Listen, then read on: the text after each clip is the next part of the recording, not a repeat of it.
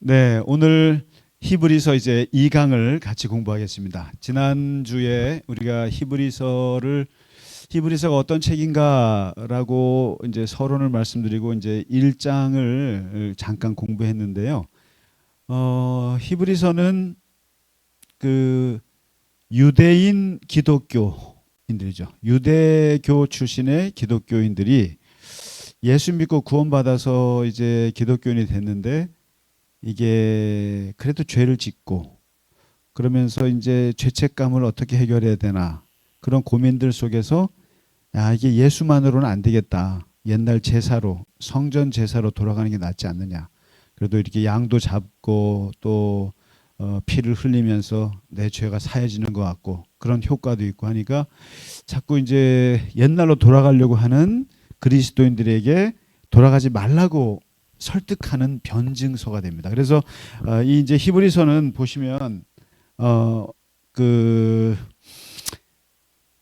어떻게 하면 예수님 한 분으로도 충분히 우리가 구원받고 또 충분히 죄 사함 받고 또 살 수 있는가를 이제 보여주는 건데 이제 이 히브리서가 그런 면에서 아주 굉장한 변증서가 되거든요. 이제 오늘 이게 여러분 칠판이 새로워져서 제가 먼저 이 자랑부터 드디어 이 칠판이 전자칠판의 시대를 열었습니다. 우리가 열어가지고 너무너무 좋은데요. 이제 이따 보세요. 같이 보시고 또 이거를 사기 위해서 헌금해 주신 분들께 감사드리고 그리고 아직 80만 원 아직 미납됐어요. 그러니까 추후에 또 헌금하셔서 여기는 이게 이 칠판도 좋지만 이제 영상도 보게 될 거예요. 그래서 어저께 우리 토마스 집사님 와가지고 다 설치해주고 갔어요. 설치해주고 영화도 어떤 걸 넣을지를 하나 1호 영화가 미션이에요. 그래서 12월에 우리가 이제 여기로 미션 86년도에 나온 영화인데 그걸 한번 꼭 보고 싶어요. 1호로. 그래서 여러분 영화 추천할 거 있으면 말씀해 주시면 이제 영화도 보고 또 이렇게 좋은 이제 이렇게 분필가루 안 받아도 되게 생겼습니다. 자, 그렇고요. 그래서 이제 이 히브리서가 이제 그 1장에서 넘어 2장인데 첫 번째 그래서 예수가 어떤 분인가 했을 때 우월하신 이 주제가 그거예요. 우월하신 그리스도예요. 이것도 이렇게 손으로 지으면 됩니다. 너무 편해요.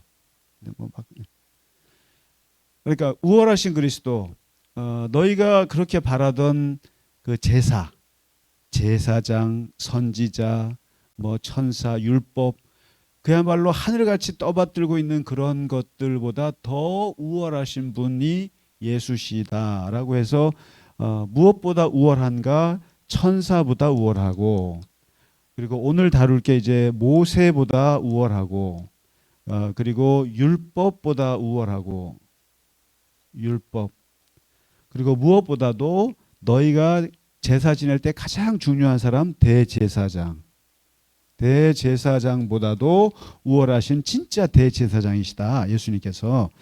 그러면서 이제 이 넷을 비교하거든요. 그래서 이제 지난주에 우리가 천사보다 우월하신 그리스도라고 했는데 이 천사는 뭐 이제 그 지난주 강의 들어보시면 되고요. 그런데 왜 하나님께서 예수님이 천사보다 못하게 됐는가? 왜 천사보다 낮은 자리에 오셨느냐? 그래서 사람의 자리에 오셨고 그것도 아주 비참한 가난한 나사렛 동네에서 갈릴리에서 그렇게 농부의 목수의 아들로 태어나서 그런 비천한 자세로 왔느냐라고 했어요. 그러면서 이제 이 히브리서에서 뭐라고 하냐면은 천사보다 잠시 못한 이유가 있다. 왜 못했느냐? 이제 그게 2장에 나와요. 오늘 2장에 이제 오늘 나오는데 왜 하나님이 예수님을 천사보다 못하게 하셨는가? 쭉 정리해 보면 그렇습니다. 모든 사람을 위해서 죽음을 맛보게 하기 위해서다. 그러니까 천사는 죽지 않거든요. 근데 인간의 몸이 되셔서 죽음을 맛보게 하고 그다음에 인간이 당하는 고난을 똑같이 당하게 하려 하십니다. 그다음에 마귀의 세력을 진짜 멸하려면은 죽음을 통해서 해야 된다. 그래서 이제 죽음.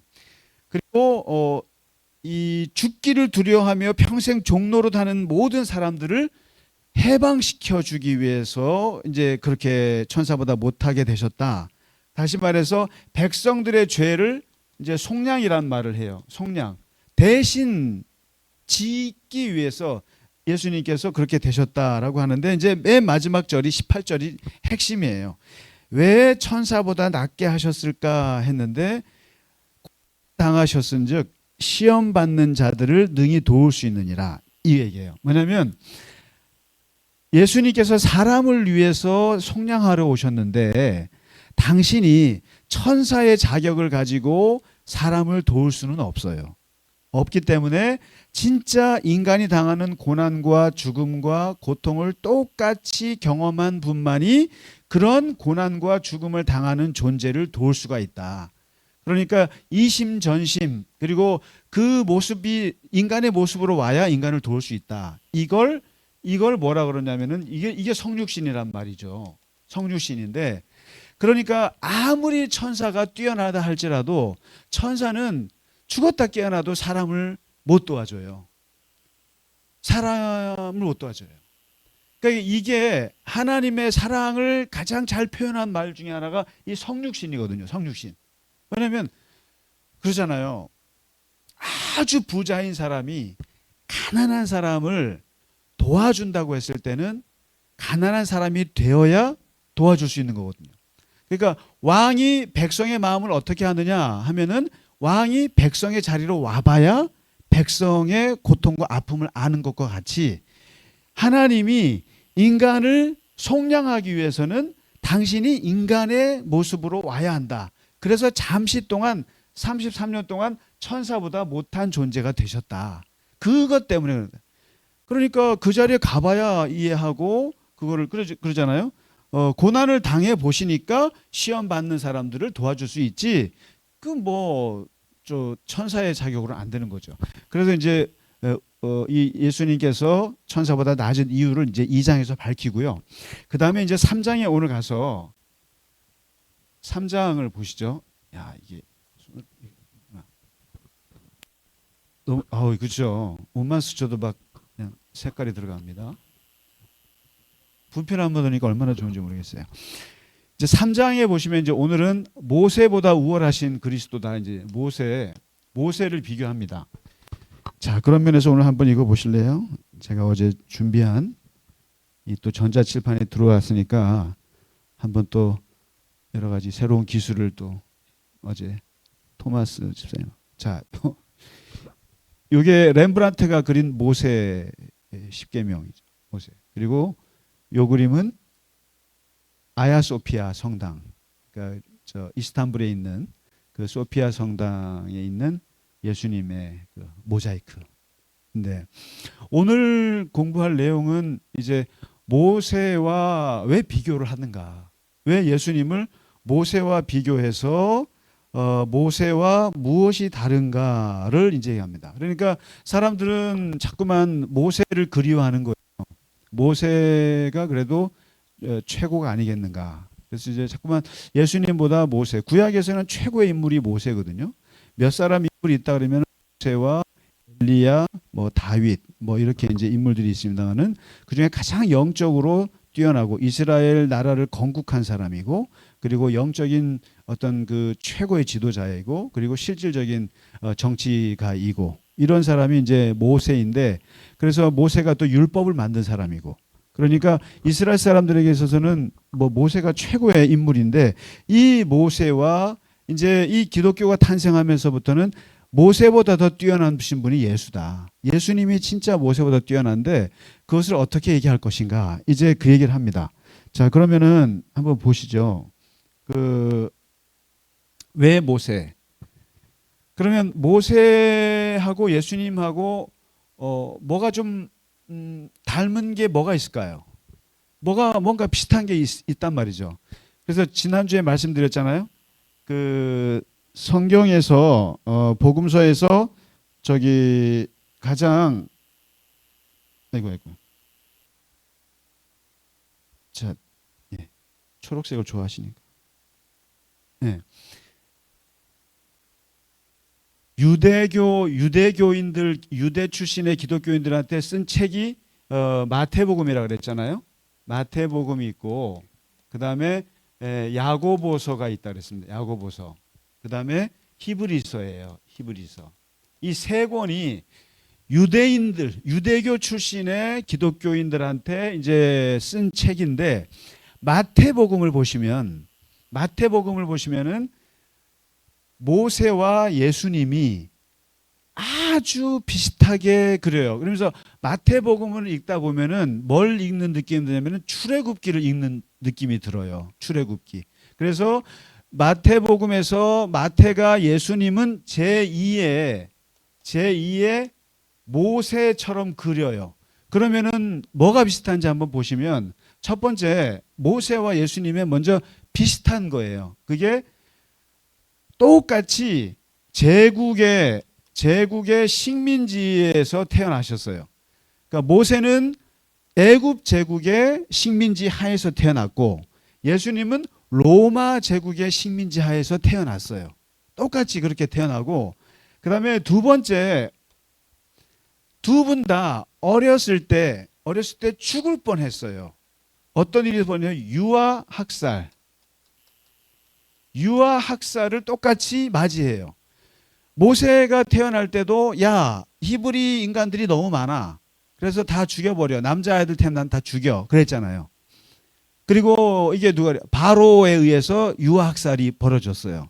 근데 예수님이 태어났을 때에도 어떻게 합니까? 메시아가 왔어? 하고 동방 박사들 얘기하니까 누가 헤롯 대왕. 헤롯 가문의 최고 원조격 되는 헤롯 대왕이 그러면 안 되지.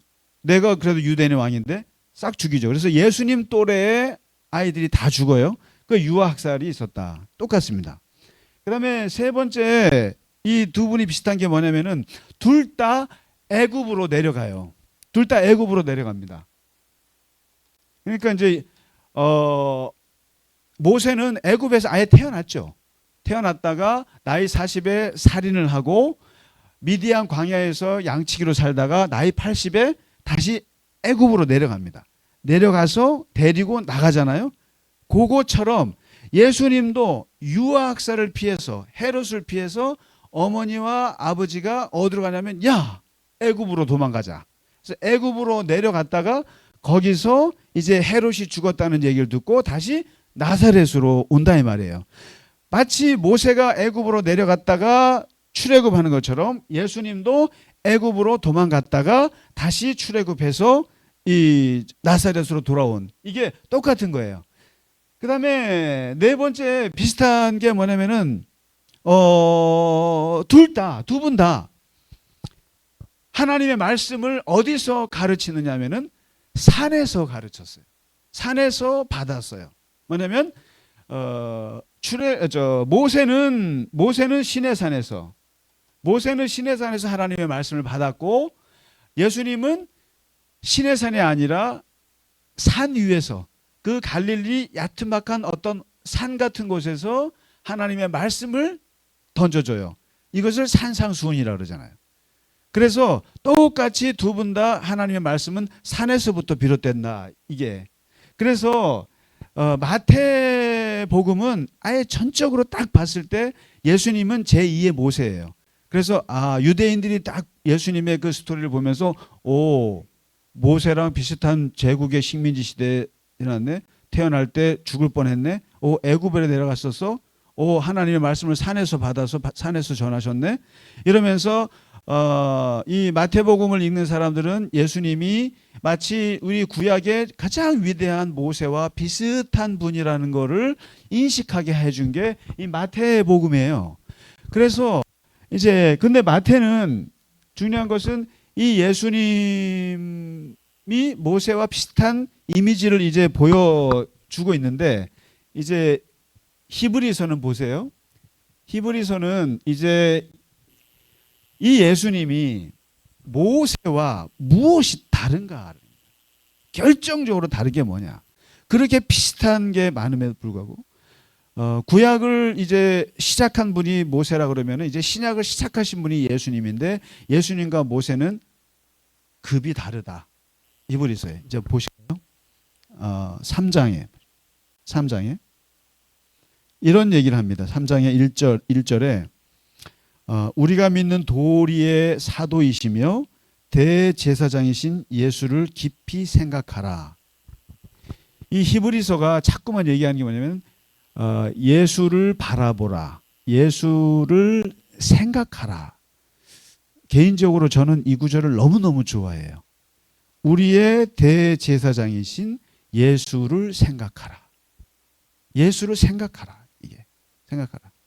그러니까 자꾸만 구약으로 돌아가려고 하는데 한번 생각해 보라. 그러면서 이제 한번 이 히브리서를 한번 보시면요. 히브리서에는 이런 게 자꾸 많이 나와요.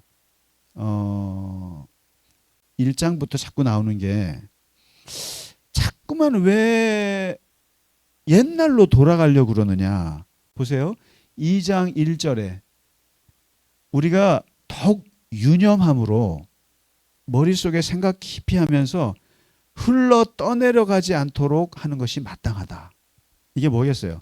자꾸만 옛날로 돌아가지 말라는 거예요. 그리고 3절에 2장 3절이에요. 큰 구원을 등한히 여기면 어찌 그 보응을 피하겠느냐. 왜 너가 예수로 말미암아 받은 구원을 자꾸만 가볍게 여기느냐. 이렇게 얘기를 하죠.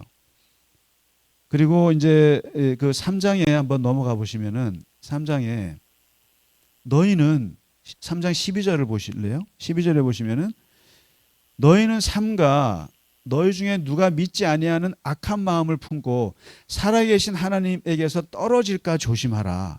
떨어질까 조심하라. 이게 뭐겠어요? 너가 예수 믿고 구원받아서 이렇게 됐는데 자꾸만 악한 마음이 들어서 하나님에게서 떨어질 수 있다. 떨어질까 조심하라. 그 다음에 14절이에요. 3장 14절에 우리가 시작할 때에 확신한 것을 끝까지 견고히 잡고 있으면 그리스도와 함께 참여한 자가 되리라. 그러니까 예수 믿을 때 너 뜨거웠잖아. 예수 믿을 때 확신했잖아. 그리고 내가 예수님이 나를 구원하셨다는 걸 확신했으면은 흔들리지 말고 끝까지 잡으라. 끝까지 견고하게 잡고 있으면은 그리스도와 함께 참여한 자가 되리라. 그래서 이제 이게 히브리서는 뭘 잡고 있냐면 성장을 얘기해요. 성장, 성숙. 그 다음에 처음에 예수를 붙잡은 것을 포기하지 말 것. 그 다음에 자꾸만 애굽으로 돌아가는 것처럼 자꾸 옛날의 시대로 돌아가지 말라는 걸 강조해요. 그러니까 오로지 앞으로만 가라. 이제 앞으로 계속 말씀드릴게요. 그 다음에 4장에 보시면 4장 1절에 보시면은 우리는 두려워할지니 그의 안식에 들어갈 약속이 남아있을지라도 너희 중에 혹 이르지 못할 자가 있을까 합니다. 안식이 영원한 나라의 안식을 얘기합니다. 영원한 나라의 천국이 되고는 마지막 하나님 나라의 영광인데 안식이 우리의 목적이에요. 들어가야 되는데 그런데 혹시 거기에 못 들어갈 사람이 있을까 봐 내가 걱정된다는 거예요. 이거 마찬가지. 또 자꾸만 뒤로 돌아가니까 안 된다. 그 다음에 11절에 4장 11절에 저 안식에 들어가기를 힘쓸지니 이는 누구든지 저 순종하지 아니하는 본에 빠지지 않게 하려 함이라. 그러니까 안식에 들어가기를 힘쓰라. 그러면서 전진이거든요. 예수로 말미암아 구원받았으면 그것을 가볍게 여기지 말고 앞으로 전진해야 되는데 그러려면 어떻게 되느냐? 4장 14절에 우리에게는 큰 제사장이 계신데 바로 하나님의 아들 예수라. 우리가 믿는 도리를 굳게 잡아야 한다. 그분을 잡아야 한다는 거예요. 그러면서 예수를 깊이 생각하라. 예수를 깊이 생각해 보라. 그러면은 너희가 자꾸만 모세를 생각하는데 자꾸만 옛날 제사를 생각하는데 예수를 생각하고 그분을 굳게 잡으라. 이렇게 얘기를 하거든요. 그러면 도대체 우리가 굳게 잡을 도리의 사도이신 예수님이 어떤 분인가? 모세와 똑같은 게 많은 것 같지만 결정적으로 다른 게 있다. 바로 여기에 있습니다. 3장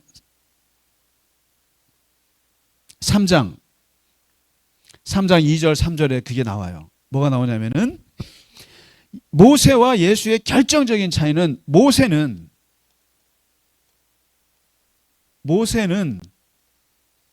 모세와 예수님이 똑같이 하나님의 집을 맡은 분이에요. 두 분 다.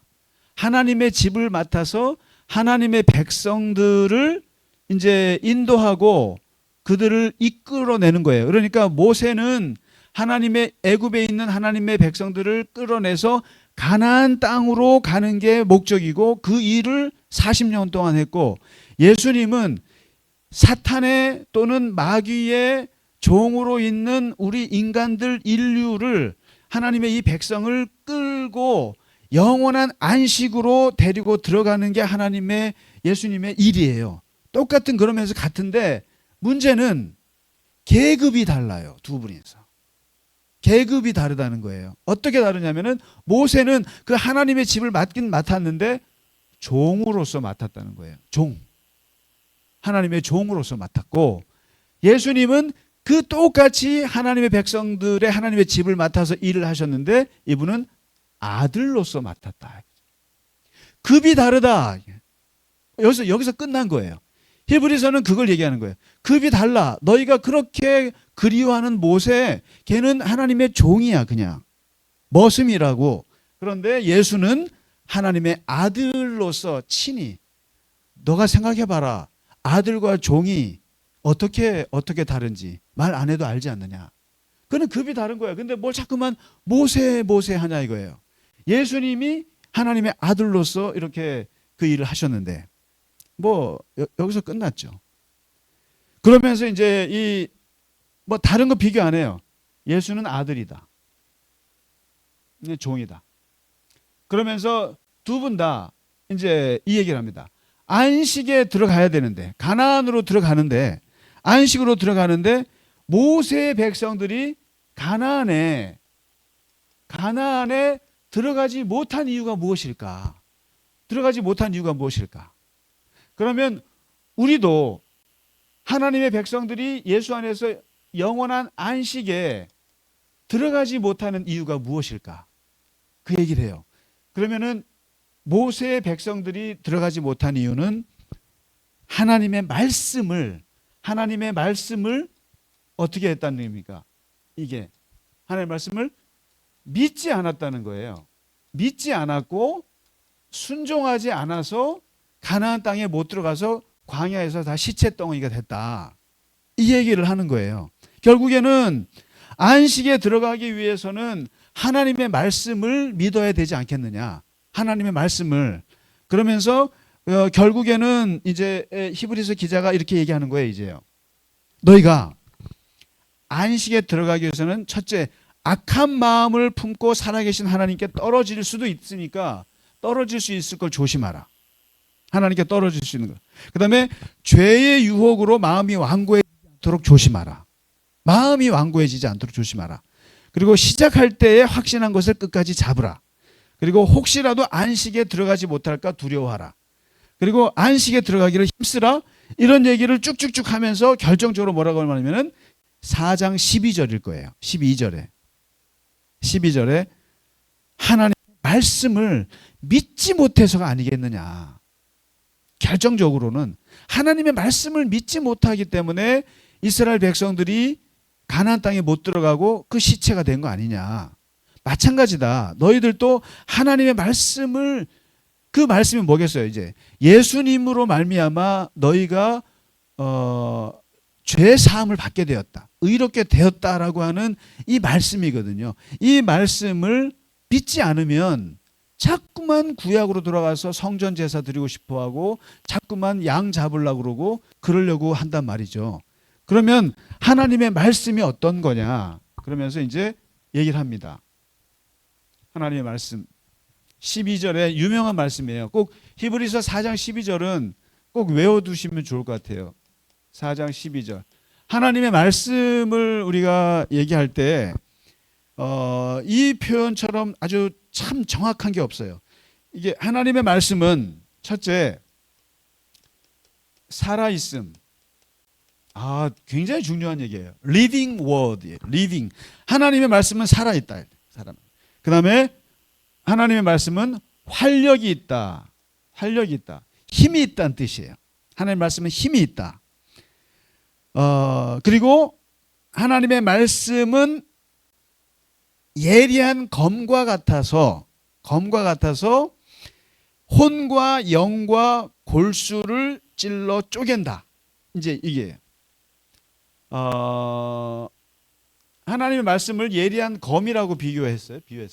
그러면서 뭘 보여주냐면 인간이 무엇으로 되어 있는지를 얘기해 줘요. 그래서 이것을 삼분설이라고 그래요. 삼분설. 영, 혼, 육 이렇게 얘기합니다. 이걸 이분설로 얘기하는 것도 있어요. 그냥 영과 육 이렇게도 얘기할 수 있어요. 그런데 대부분 이제 영과 혼과 육으로 나눠요. 그래서 영은 하나님을 인지하는 부분이라고 해요. 우리가 하나님을 인지하는 부분이고요. 혼은 주로 정신이라고 그래요. 정신, 마인드 뭐 이렇게도 말할 수 있고 멘탈적인 부분이죠. 그다음에 육은 우리가 아는 대로 육이죠. 이렇게 해서 이 세 가지로 나눠서 얘기를 하는데 지금 하나님의 말씀은 그 말씀이 이 외과 수술을 하듯이 쪼개는데 어떻게 하면 영과 혼과 육을 이렇게 쪼갤 수 있다라는 거예요. 영은 영대로 어떻게 우리의 영을 잘 돌보아야 할지, 그 다음에 어떻게 정신, 우리의 마음 그리고 어떤 우리의 언어들 이런 것들을 어떻게 할지, 그 다음에 육신을 이것을 전부 다 다스리신다라는 거예요. 하나님의 말씀이. 하나님의 말씀이라고 하는 것이 굉장히 아주 무서운 말씀인데, 그러니까 하나님의 말씀이 우리의 영만 터치하는 게 아니다. 예를 들면 우리가 아침에 오늘 그 성경 큐티 하고 오셨겠죠. 보시면은 오늘 말씀이 뭐였죠? 하나님이 기뻐하는 금식은 줄인 자에게 먹을 것을 주는 것이고 가난한 자에게 도와주는 것이다라고 말씀이 있어요. 근데 그 말씀이 우리의 영혼만 터치하는 말씀이 아니라는 거예요. 우리의 일반 살아가는 정신 세계도 터치하고 심지어 하나님의 말씀이 이 육신까지도 사람을 고칠 수 있다라는 거죠. 이게 육신까지도. 그러니까 이게 영과 혼과 육이 분리가 되는 게 아니라는 거예요. 그래서 하나님의 말씀이 이렇게 총체적으로 다스리시는 것이고, 그리고 하나님의 말씀은 네 번째 뭐라고 하냐면은 이렇게 얘기합니다. 마음의 생각과 뜻을 판단하신다. 판단하신다. 판단. 마음의 생각을 판단하신다. 우리의 생각이 어떤 건지, 우리의 마음이 어떤지 판단하신다. 검으로는 쪼개고. 그래서 하나님 말씀 앞에서 사람들은 다 드러나지 않는 경우가 없다. 다 드러난다. 하나님 말씀 앞에서. 그러니까 결산을 받는다. 거기서 하나님 말씀 앞에서 결산을 받는다. 결산을. 만물이 벌거벗은 것 같이 다 드러나리라. 이 얘기를 하거든요. 그러면 여기서 지금 느끼시기에 하나님의 말씀이라고 하는 것이 지금 보세요. 살아 있어요. 힘이 있어요. 검같이 쪼개버려요. 그리고 생각을 판단해요. 우리가 무슨 생각하는지. 그리고 그 앞에서 우리가 다 드러나요. 결산받아야 돼요. 그럼 뭐예요? 말씀이라고 하는 것이 곧 바로 하나님이란 얘기예요. 하나님 자체. 지금 굉장히 인격적인 표현이잖아요. 살아계세요. 우리를 판단하세요. 우리가 그분 앞에서 드러나세요. 하나님 말씀. 그러면 이게 누구예요? 바로 예수 그리스도를 얘기하는 거죠, 사실은. 그러니까 히브리서 기자는 계속 얘기하는 거예요. 너희가 왜 안식에 못 들어가느냐? 왜 자꾸만 뒤로 가려고 그러겠느냐? 그것은 예수님 자체 그분을 믿지 못해서 그런 거다. 이게 하나님 말씀을 믿지 못하기 때문에 안식은 못 들어간다. 근데 말씀이 뭐예요? 하나님이고 예수 그리스도고. 그러니까 예수님은 살아계시고 활력이 있고 너희를, 그러니까 여기서 이 영과 혼과 육과 그다음에 골수와 뭐라 그럽니까? 골수와 관절을 쪼갠다 그랬잖아요. 골수와 관절을 쪼갠다 그랬을 때 어떤 느낌이 드세요? 이게 제사장의 칼이 여기서 등장하는 거죠. 제사장은 아주 대단한 백정이에요. 쉽게 말하면 정말 돼지 한 마리 잡는 건 일도 아니에요. 레위 지파 사람들은, 제사장들은. 오늘날로 말하면 백정 같은, 그러니까 정육점 아저씨들 같은 거고, 동시에 외과 의사 같은 사람들이에요. 그래서 제사장들은 그 하는 일이 여러 가지가 있지만은 제사만 드리는 게 아니라 그 사람은 거의 의사 수준에 갖고 있어요. 야, 피부병 걸렸으면 어떻게 해? 뭐 무슨 병 걸렸으면 어떻게 해? 이걸 다 제사장이 다 처리해요. 그러니까 그 사람들은 굉장히 만능이에요, 만능. 어떤 면에서. 그런데 바로 이렇게 우리를 이렇게 쪼개는 것처럼 예수님께서 우리를 그렇게 대제사장처럼 양을 쫙쫙 쪼개갖고 각을 뜨는 것처럼 우리를 충분히 하나님께서 그렇게 하신다. 예수님께서. 근데 뭘 자꾸만 대제사장을 찾고 성전을 찾고 자꾸만 옛날로 돌아가려고 하느냐. 그러면서 오늘 이제 이 얘기를 마치거든요. 그래서 오늘은 예수님이 모세와 무엇이 같고 또 모세와 무엇이 다른가. 그리고 얼마나 너희가 모세 백성들처럼 하나님 나라에 못 들어가는 이유는 바로 하나님 말씀. 그 말씀 자체이신 예수님. 예수님이 얼마나 우리들을 검처럼 우리를 쪼개시는지, 우리를 판단하시는지, 그리고 결국엔 너희가 한 예수님 앞에서 다 드러나게 될 거라는 거. 그 얘기를 하면서 하나님의 말씀이 살아있음을, 그분을 믿어라. 엉뚱한 거 얘기하지 말고 바로 예수님을 믿어라. 예수를 생각하라. 그리고 예수님을 붙잡으라. 이렇게 자꾸 얘기하거든요. 그러니까 이제 오늘은 여기까지. 그래서 지난주에는 천사보다 우월하신 그리스도, 오늘은 모세보다 우월하신 그리스도.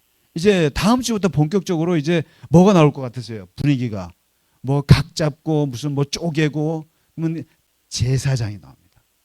대제사장은 진짜 사람들이 정말 존경에 맞지 않는 건데, 그 대제사장보다 예수님이 뛰어나고, 이 부분에 있어서 이제 5장, 6장, 7장, 8장 계속 가면서 이제 제사법이 나와요. 제사법이 나오면서 도대체 일반 아론의 제사장, 그러니까 이제 예수님이 아론과 비교하는 거예요. 이제부터 이제 모세하고 비교했잖아요. 이제 제사장의 대표가 아론이잖아요. 아론과 예수님이 얼마나 다른가. 출신부터 얘기하기 시작하고, 그 다음에 아론이 드리는 제사와 예수님이 드리는 제사가 얼마나 다른가. 그래서 이제 그것을 다음 주부터 이제 공부하도록 하겠습니다. 그래서 5장부터 읽어오시면은 특히 5장부터 좀 읽어보셔야 돼요. 그 다음에 구약의 제사법을 이해하지 못하면은 이 5장, 6장, 7장, 8장을 이해하기가 어렵습니다. 그래서 같이 공부하도록 하겠습니다. 자, 오늘은 여기까지. 모세보다 우월하신 그리스도 함께 공부했습니다. 예, 고생 많으셨습니다. 감사합니다. 네.